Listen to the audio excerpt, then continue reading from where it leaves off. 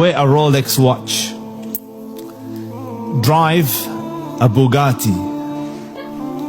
You understand? Look posh. Ask the person, but if he's honest to himself, after putting on that fancy watch, what changed? Heart, same heart. Sadness, same sadness. Problem, same problem. Weather, same weather. And nothing wrong, Habibi, if you have it, Allah bless it. I don't want the person with Rolex here saying, Ustaz, what did you do? Point. They're trying to make us live for material things, which does nothing. And after you've got it, you think, why?